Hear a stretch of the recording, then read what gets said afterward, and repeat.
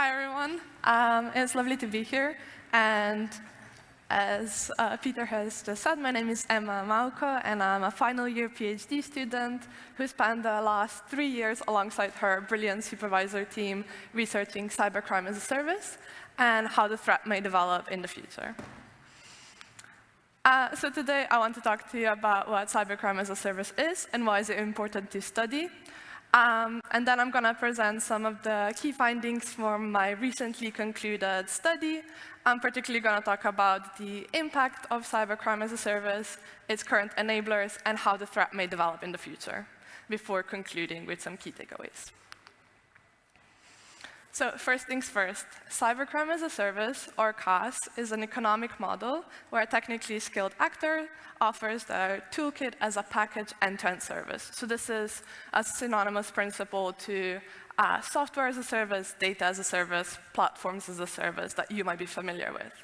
This does allow easy access to tools and programming frameworks to someone who's less technically skilled, but equally motivated bad actor.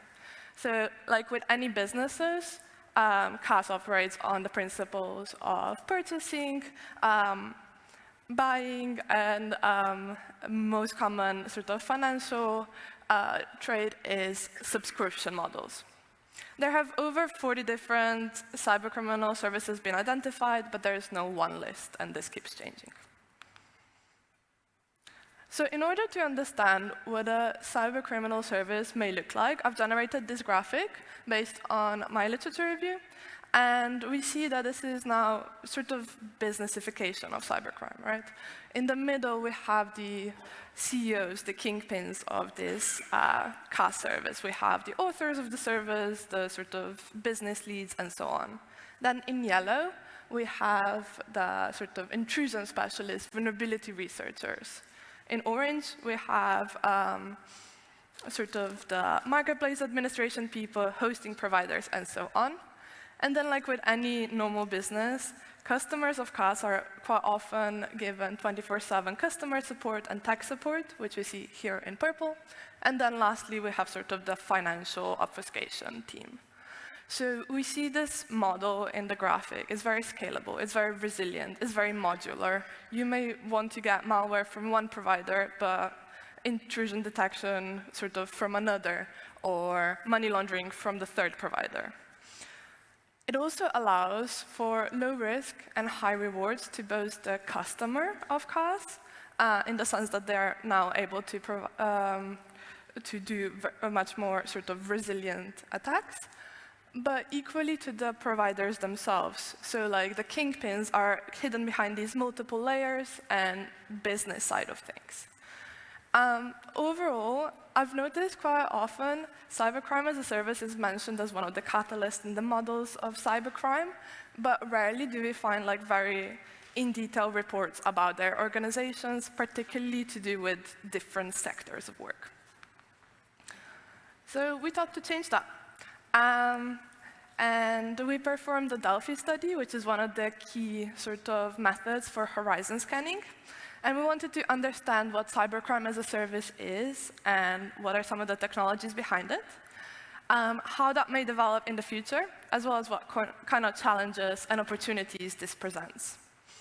So to do this, we wanted to include as many different voices as possible. And our final sample consisted of 50 subject matter experts from various fields. So we had participants from industry sectors. So these were from banking, consulting, threat intelligence. We even had some lawyers. Different levels of law enforcement. So local and regional law enforcement, so local forces, ROCUs, for example. Federal law enforcement, for example, National Crime Agency, and global law enforcement, so Interpol. Then we included numerous academics, predominantly from computer science field, but also crime science, political science, . And we had participants from public sector, so defense and government. And what we asked our participants to do was to join us in 3 rounds of research. The first round consisted of semi-structured interviews. So we asked participants very open-ended questions, like, what does cybercrime-as-a-service sort of influence your daily job? How do you see the threat developing going forth? Then we went away, did a lot of content analysis to come out with about 100 different statements from different interviews. And then we asked our 50 subject matter experts, the same participants who engaged in stage 1, to respond to our survey, where they could rank their levels of agreement based on different statements. So you can kind of see that we're trying to do what a focus group might do without doing a focus group. We sought to see where consensus lies, where there's some research gaps, where there's some knowledge gaps, and so on. Then we went away, we analyzed this data, and invited our same participants pool to join us in the confirmation phase. So we wanted to see sort of any comments, any final revisions that participants wanted to highlight. And there were multiple strands of research, but today I'm going to focus upon 4. Cool. Firstly, we wanted to measure what the impact of cybercrime-as-a-service is, as opposed to one-off incidents. And these statements are organized based on their decreasing levels of agreement across our cohort. Firstly, subject matter experts noted that one of the main impacts of cybercrime-as-a-service is this low entry barrier. So we see the increase of low-level volume crime. This comes through in multiple sort of aspects. So we have increasingly diverse cohort of offenders, such as, for example, young people.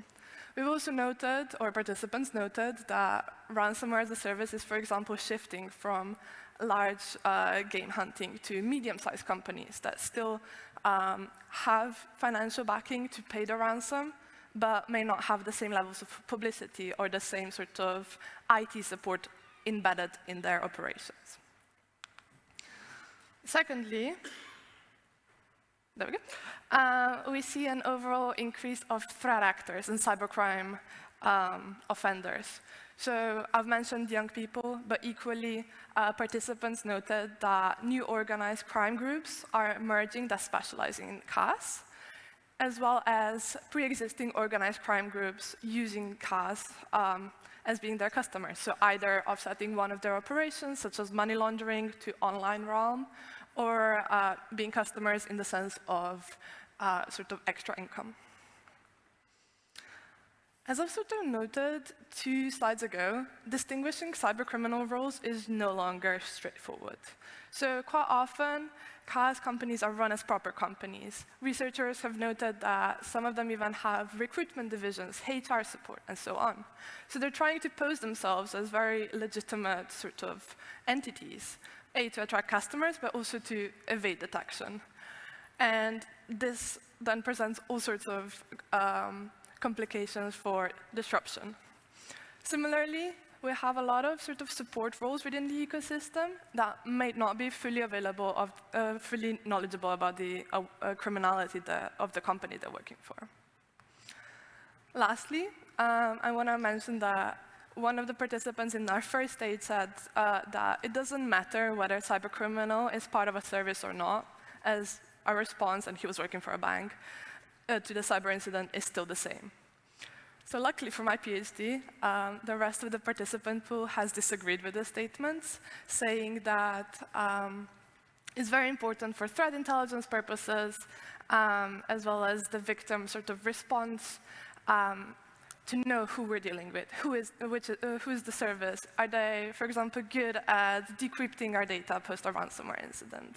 Are they going to offer discount on ransom? Are they going to be victimized again, and so on? Equally, for law enforcement, it's really important to sort of have this threat intelligence to provide disruption. Second strand of findings, and I've sort of used the word enabler in multiple times, so I think it's high time I define it. By enablers, I mean any sort of either technologies or environmental factors that allow cybercrime as a service to function as flawlessly as it does. So I invite you to think about how you would answer this question of what are enablers of cybercrime that you see in your everyday life. So certainly, when I was first thinking about this problem, I was thinking about platforms where services may be advertised, any financial services, and so on. And again, I'm going to present some key enablers that were found based on my research, and these are organized based on decreasing levels of agreement. So one of the most prominent enablers, actually, of cybercrime as a service is underreporting. And what we mean by underreporting, I mean by systematic reporting to the same source that's enforceable. This underreporting, which is an age-old problem, leads to lack of intelligence, so sort of compiling a picture of all the different incidents to one service. And it leads to lack of actionable intelligence. So we want effective disruption measures. We want to measure who's the biggest service provider and what technology are they using. Secondly, we have socioeconomic challenges. So in tandem with the cost of living crisis, developing countries, all this geopolitical stuff going on, as well as cybercrime being found to be the third most profitable economy of last year after US and China, some people might be sort of leading to having to turn to illegitimate services, such as Cybercrime-as-a-Service with its low entry to barrier.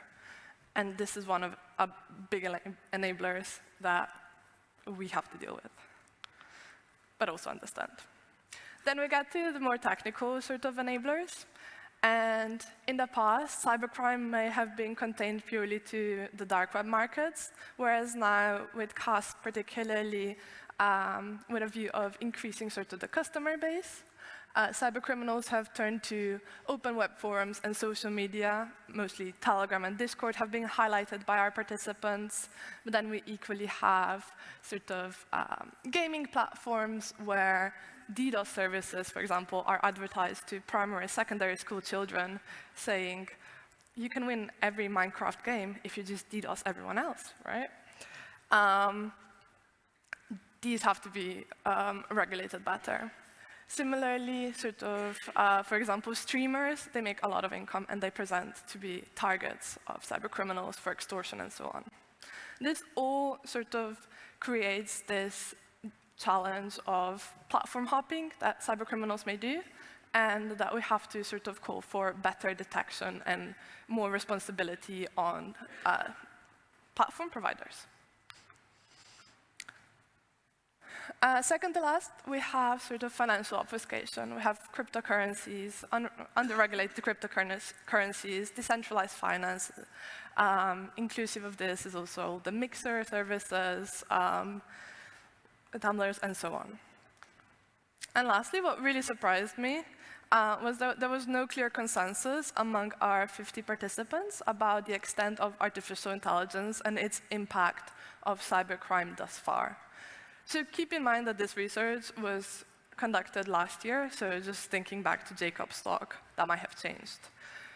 But some participants said that it's a complete game changer how cybercrime is carried out and who sort of are the targets and what services are being provided, whereas some of the participants noted that it's overhyped and they would like to see further sort of evidence to point to this. Now, translating this ecosystem to the future, participants were asked to sort of explain how they see Cybercrime-as-a-Service developing in the next 5 to 10 years. And I invite you to think about how you would answer the question. Primarily, ransomware and phishing as a service have been noted to remain prominent issues. Then a lot of subsequent sort of future trends that were discussed were to do with how our everyday life and how our internet will look like in the future. So we will increasingly live in an interconnected world. That means either via cloud infrastructure, Internet of Things, critical national infrastructure that's becoming cyber-physical systems, and so on. So we need to sort of also make sure that we protect all the nodes in the ecosystem equally. And we will see a sort of rise of supply chain effects rather than just supply chain attacks that you might be aware of. Similarly, cybercriminals are increasingly not going to be a cohesive group. So this came through with multiple statements, such as grooming legitimate developers to be CaaS providers, but equally hacktivist communities using CaaS, and different markets developing for these different consumer groups. So what I should have noted earlier is, yes, social media is used by low-level sort of volume crime, but state actors still largely operate on the dark web. And this continuous sort of geopolitical developments will further influence how cybercrime is organized and sold. My last strand of findings is to translate the same question of enablers into the next 5 to 10 years. So again, we see that the top 3 most agreed upon responses are not to do with one technology that will revolutionize the world. It's to do with our increasingly interconnected world that we live in, and particularly via cloud infrastructure. Similarly, participants highlighted the rising cost of cybersecurity and monopolies on cybersecurity software. So just think back to 2 years ago with an unfortunate CrowdStrike incident. How much of the world was disrupted by one simple mistake, let alone by one malicious attack? So we need to ensure that cybersecurity infrastructures are accessible to everyone, particularly small and medium enterprises that consist of most of our economy. We need to sort of translate this equitable cybersecurity to us all.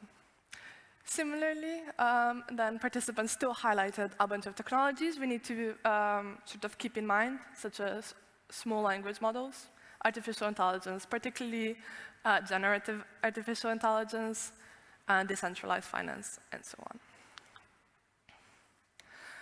So my key takeaways are: Cybercrime-as-a-Service is changing how cybercrime is organized and sold, who cybercriminals are, and what they can do.